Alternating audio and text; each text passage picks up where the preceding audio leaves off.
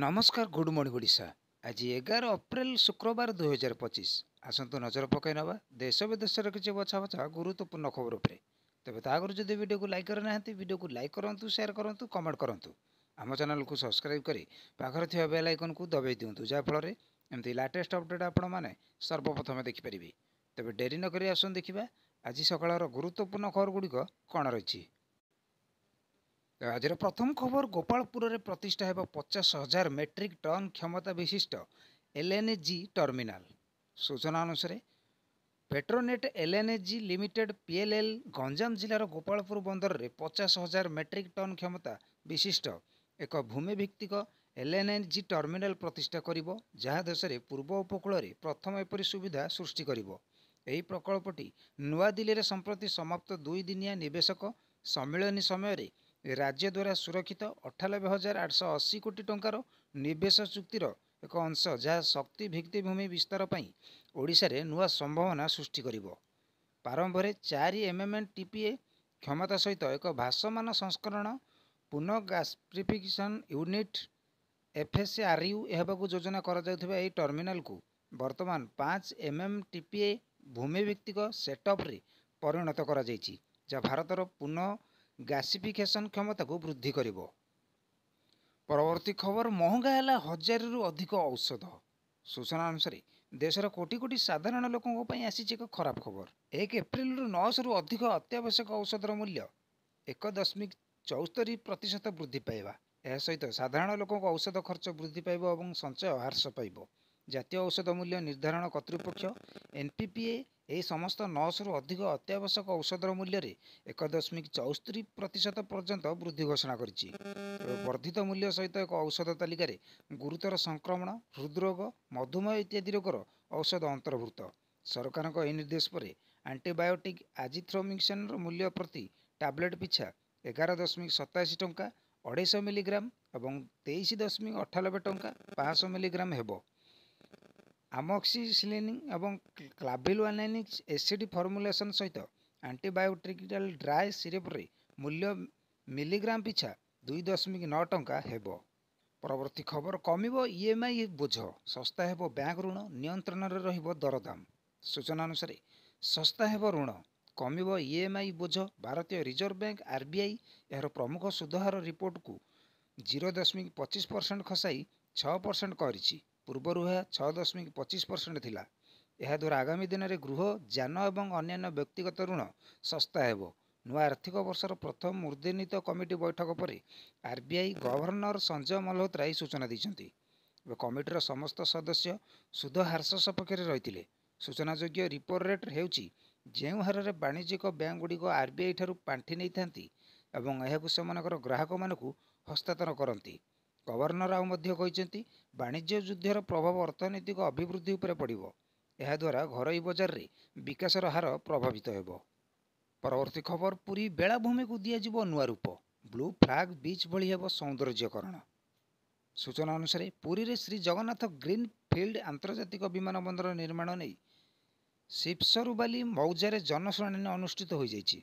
प्राय 1096 एकर जमी अधिग्रहण नहीं जनशुणाणी होइतिला। एथिरे विस्थापित माने भाग नहीं। विमान बंदर निर्माण को नहीं मिश्रित प्रतिक्रिया पाइथिला बेले विमान बंदर प्रतिष्ठा हेले उपयुक्त क्षतिपूरण मिलवा नहीं दाबी होइतिला। प्रभावित परिवार जमी अधिग्रहण और सेमानकर थैथान को नजर रखी सरकार पदक्षेप नेबाकू प्रभावित मौजार लोक मैंने मत रखिथिले। विमान बंदर प्रतिष्ठा को किछि जन स्वागत करथिला बेले अन्य किछि या उपरे प्रश्न उठाइथिले। तेबे सरकार प्रावधान अनुसार क्षतिपूरण प्रदान नहीं व्यवस्था करा जियो बोली कहिसेंती अतिरिक्त जिलापाल। परवर्ती खबर 6 वर्ष पर ओडिशा रे लागू हेबो आयुष्मान, बीजेडी क्षमता थिबा जाई ओगाळीथिला बाट।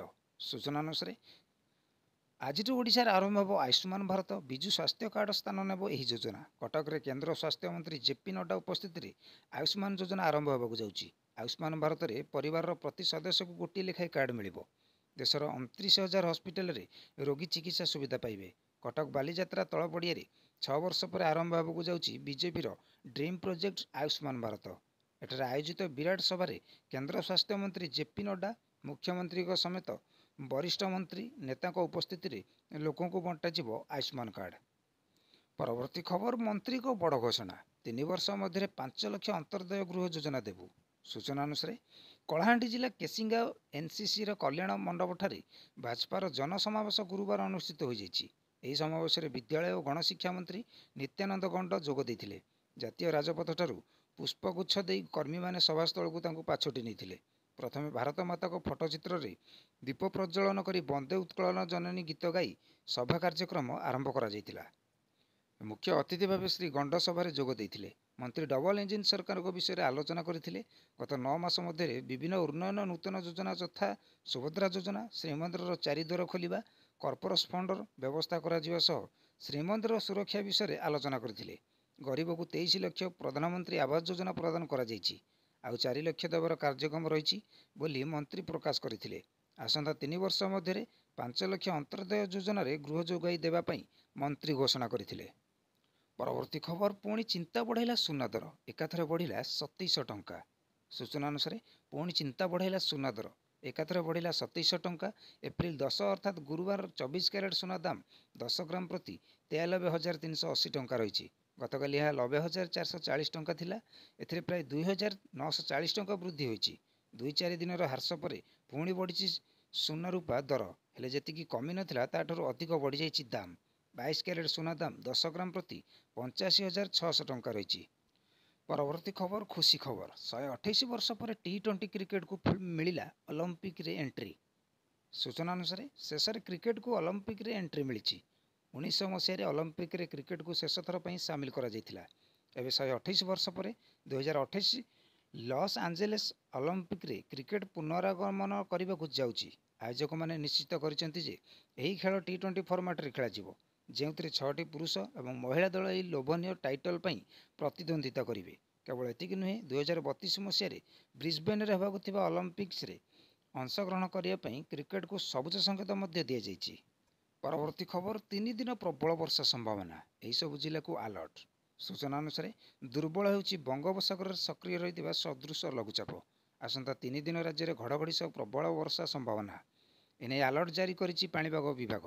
ଆଭ୍ୟନ୍ତରୀଣ ଓଡ଼ିଶାରେ 17 ଜିଲ୍ଲାକୁ ଆଲର୍ଟ କରାଯାଇଛି। ସେହିପରି ଉପକୂଳ ଉତ୍ତର ଆଭ୍ୟନ୍ତରୀଣର 25ଟି ଜିଲ୍ଲାକୁ ୟେଲୋ ୱାର୍ଣ୍ଣିଂ ଜାରି କରାଯାଇଛି। 24 ଘଣ୍ଟାରେ ଦୁର୍ବଳ ହେବ କେନ୍ଦ୍ରୀୟ ବଙ୍ଗୋପସାଗରରେ ସକ୍ରିୟ ରହିଥିବା ସଦୃଶ ଲଘୁଚାପ। ଦୁର୍ବଳ ହେଲେ ବି ଏହାର ପ୍ରଭାବରେ ଓଡ଼ିଶାରେ ଆଗାମୀ 3 ଦିନ ଯାଏଁ ବର୍ଷା, ଘଡ଼ଘଡ଼ି ବିଜୁଳି ସହ ଝଡ଼ ପବନ ଦେଖିବାକୁ ମିଳିବ ବୋଲି ପୂର୍ବାନୁମାନ କରିଛି ପାଣିପାଗ ବିଭାଗ।